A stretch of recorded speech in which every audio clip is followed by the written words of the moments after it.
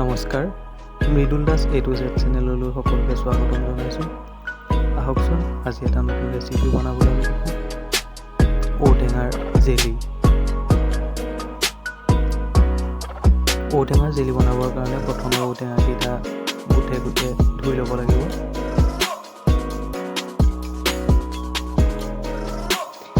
এই ঔটেঙাৰ ৰেচিপিটো ৰুটিৰ লগত হওক ভাতৰ লগত হওক খাবলৈ খুবেই ভাল হয়, বহুত টেষ্টি হয়।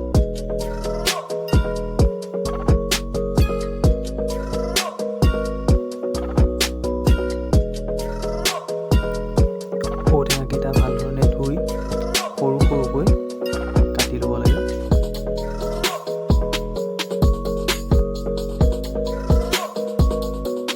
ঔটেঙাকেইটা কাটোতে সাৱধান হ'ব যাতে ভিতৰৰ বীজ অংশটো তাৰ লগত নাযায়, সেইকাৰণে ভিতৰৰ বীজ অংশটো কাটি পেলাই দিব।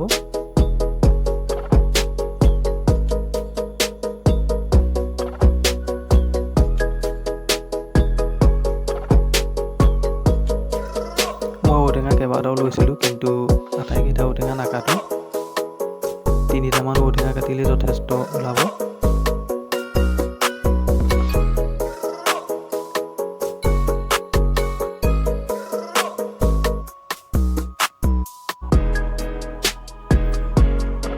ভিডিঅ'ত দেখুৱাৰ ধৰণে আপোনালোকে ঔটেঙাবিলাক সৰু সৰুকৈ এনেধৰণে কাটি ল'ব, আৰু ইয়াৰ বীজ অংশটো দেখিছে মই পেলাই দিছোঁ।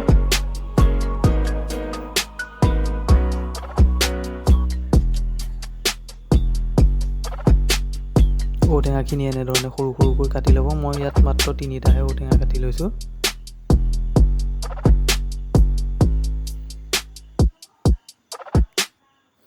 ঔটেঙাখিনি কাটি আপোনালোকে গেছত কেৰাহীটো বহাই গেছ জ্বলাই ল'ব।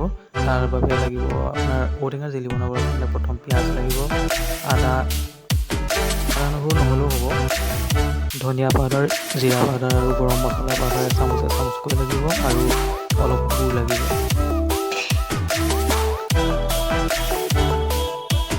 কেৰাহীটো গৰম হ'লে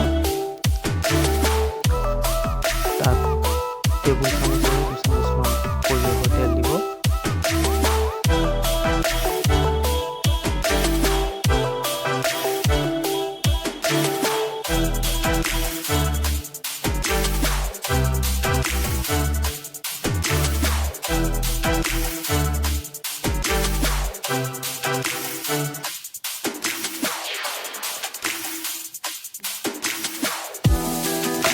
তেলখিনি গৰম হ'লে তাত সৰু সৰুকৈ কাটি লোৱা 3টা পিঁয়াজ দি দিব।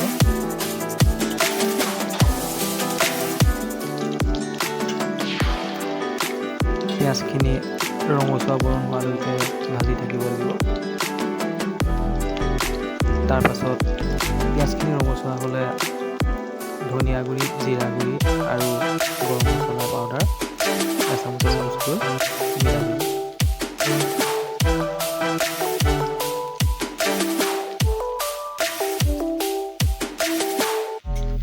মছলাখিনি কেৰাহীত লাগি নধৰিবৰ বাবে ভালধৰণে হেতাৰে লৰাই দিব।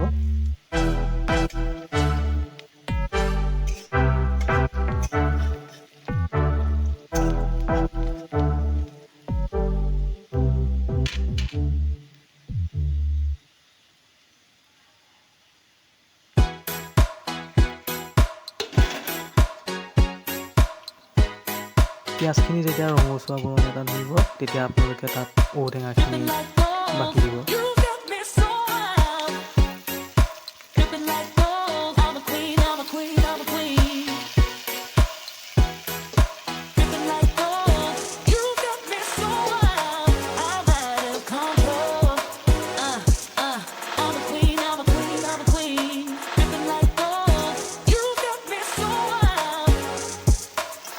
ইয়াত হালধি গুড়ি দিব লাগে। মই হালধি গুড়িটো দিলোঁ যদিও ভিডিঅ'ৰ পৰা কৰিবলৈ নহ'ল, আৰু ৰঙৰ কাৰণে আপোনালোকে কাশ্মীৰী পাউডাৰো দিব পাৰে।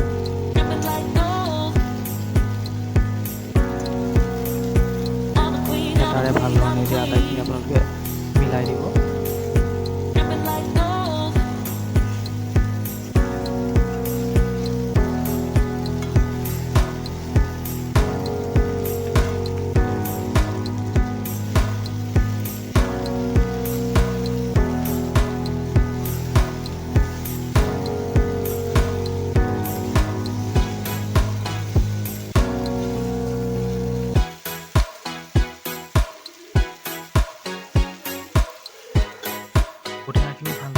সিজিবৰ কাৰণে আপোনালোকে 15 মিনিটৰ কাৰণে ঢাকন মাৰি দিব।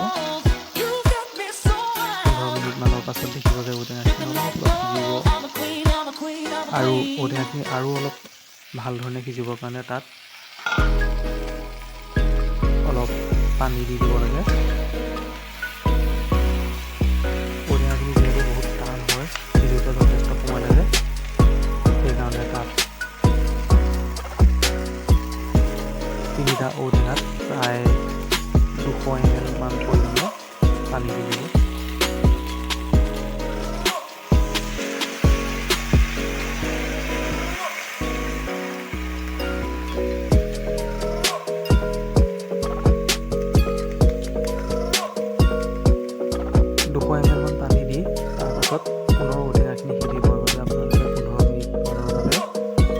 গেছটো ল' ফ্লেমত দি ঢাকন মাৰি থৈ দিব।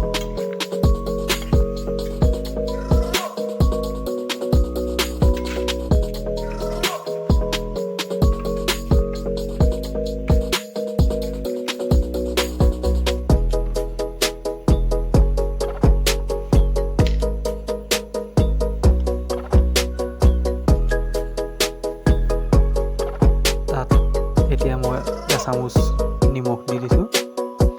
নিমখটো আপুনি সোৱাদ মতে দিব।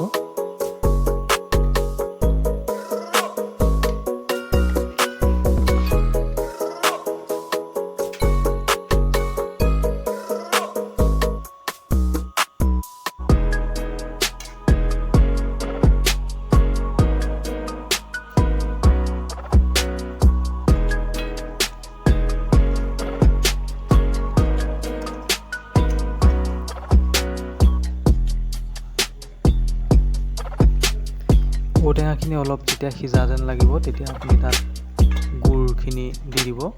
3টা ঔটেঙাত মই প্ৰায় 200 গ্ৰাম গুড় লৈছোঁ। আপুনি যদি মিঠাটো খাই বেছি ভাল পায় তেতিয়াহ'লে তাতকৈ অলপ বেছি পৰিমাণেও গুড় ল'ব পাৰে। আৰু ইয়াত মই জলকীয়া দি দিছোঁ। জ্বলাৰ বাবে দিছোঁ মই ভোট জলকীয়া ডুবাই থোৱা তেল 3 চামুচ দি দিছোঁ। জ্বলাটো অপশ্যনেল হয়, আপুনি যদি বিচাৰে তাতকৈ জলকীয়া বেছিও দিব পাৰে বা নিদিয়াকৈও খাব পাৰে।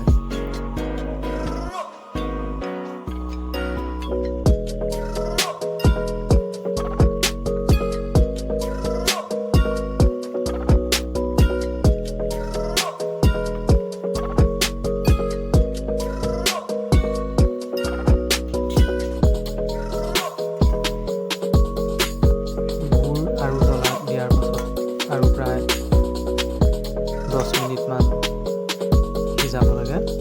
যেতিয়া গুড়টো ঔটেঙাখিনিৰ লগত লাগি যাব তেতিয়া প্ৰায় জেলিটো সম্পূৰ্ণ হৈ যায়। আপোনালোকে এই ৰেচিপিটো ঘৰত বনাই খাবচোন, খাই যথেষ্ট ভাল লাগে। ৰুটিৰ লগতে হওক বা ভাতৰ লগতে হওক খাই বহুত ভাল লাগে।